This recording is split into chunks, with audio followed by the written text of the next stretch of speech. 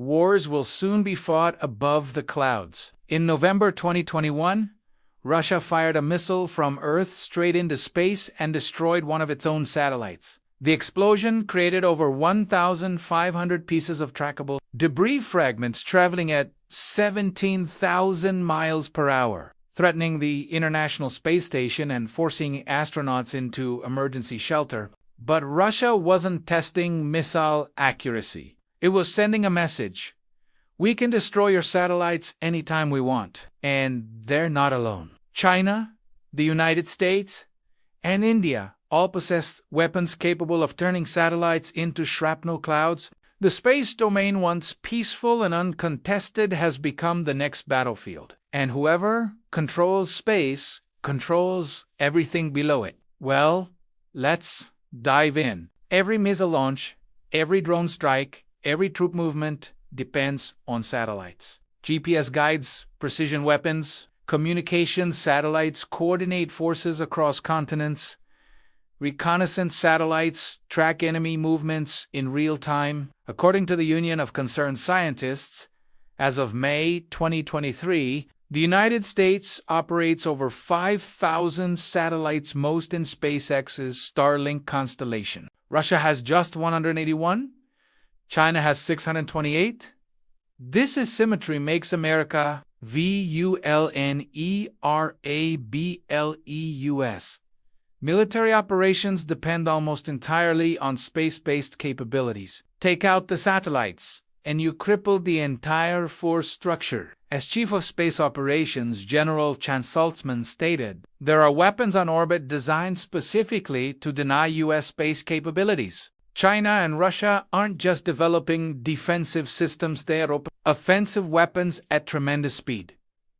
Space isn't just important, it's the ultimate high ground. Lose space superiority, and you lose the war before the first shot is fired on Earth.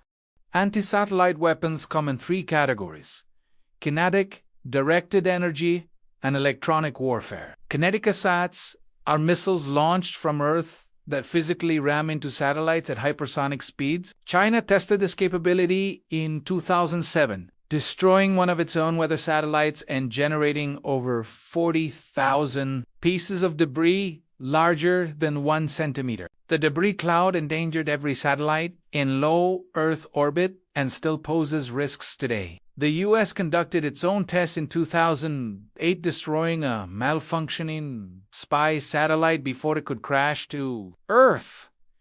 India joined the club in 2019 with Mission Shakti, proving it could knock satellites from orbit. But there's something more terrifying on the horizon.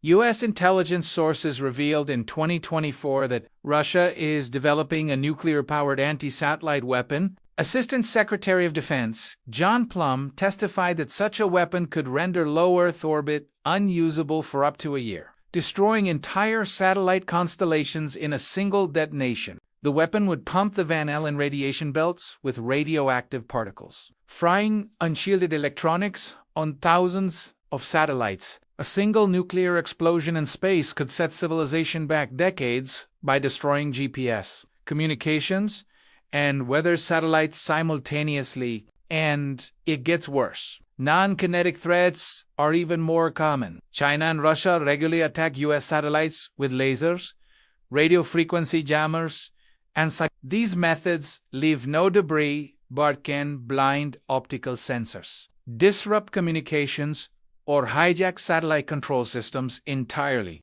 China is building an arsenal. Over the past 2 years, China has launched more than 400 satellites specifically designed for warfighting operations. Lieutenant General Greg Gagnon, Chief of Space Operations for Intelligence, noted these satellites are UN-optimized for cost or efficiency. They're redesigned to go to war and sustain combat operations. In May 2024, China conducted its Joint Sword 202 for a military exercise, demonstrating what analysts call an integrated reconnaissance strike complex.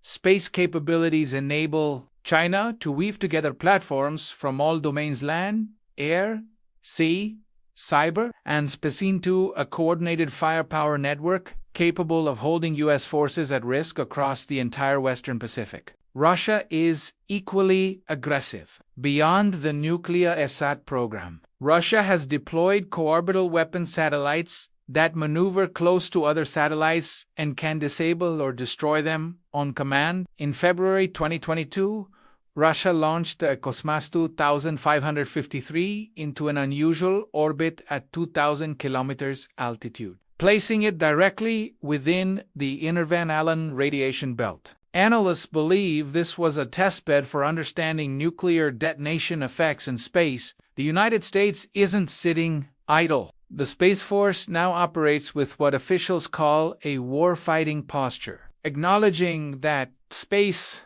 is no longer an uncontested domain. The service is deploying the proliferated warfighter space architecture, a network of hundreds of smaller, distributed satellites designed to continue operating even if adversaries destroy individual nodes. Even Israel and the United Kingdom are developing space defense capabilities, recognizing that future conflicts will be won or lost in orbit. The U.S. Space Force isn't science fiction. It's America's sixth military branch, established in December 2019, with approximately 8,600 personnel called Guardians. It's the smallest service but arguably the most critical. The Space Force mission is straightforward: secure America's interests in, from, and to space. That breaks down into three core functions: space superiority, global mission operations, and assured space access. Space superiority means defending against threats and denying adversaries the use of their satellites. Global mission operations integrates space capabilities across all domains to support combat forces worldwide. Assured space access ensures the U.S. can launch satellites whenever needed, even under attack. In 2024, the Space Force broke records with 93 launches from Florida alone, delivering 1,389 orbital assets into space. These included GPS satellites, missile warning systems, intelligence platforms, and secure communications networks. The Space Force oversees 6 active duty bases supporting missions, ranging from satellite operations to cybersecurity and space launch activities. Space Operations Command manages day-to-day satellite control. Space Systems Command handles acquisition and development of new space technologies with a budget exceeding $19 billion.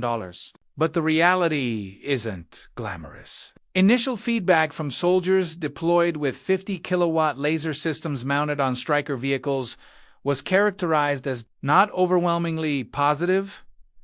Challenges include heat dissipation, electronics wear, and durability in harsh tactical environments. The Space Force is adapting fast. A new command called Space Futures Command will determine future mission requirements and wargame scenarios to prepare for contested space operations. The greatest threat isn't weapons, it's debris. Every ASAT test creates thousands of fragments that orbit Earth for decades or centuries. This triggers what scientists call Kessler Syndrome, a cascade, where collisions generate more debris, leading to more collisions, until entire orbital regions become unusable. In April 2025, NASA scientists Donald Kessler and Professor Hugh Lewis presented updated models concluding that space junk between 400 and 1,000 kilometers altitude is already unstable. Between 520 and 1,000 kilometers, debris concentrations may have reached levels that could sustain runaway growth. On August 9, 2024, a Chinese Long March 6 rocket broke apart in low Earth orbit, creating hundreds of debris fragments tracked by U.S. Space Command. Such events are becoming routine. The International Space Station performed emergency avoidance maneuvers twice within 6 days in November 2024.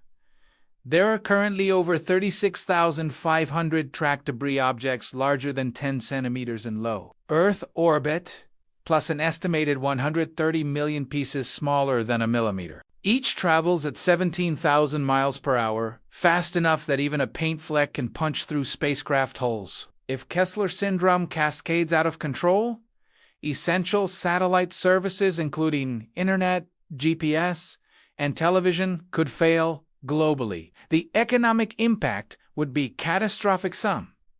Estimates suggest trillions of dollars in losses and years of disruption. Nation-states could also weaponize this vulnerability. A deliberate attack targeting critical satellites could trigger cascading collisions, locking humanity out of low Earth orbit for generations.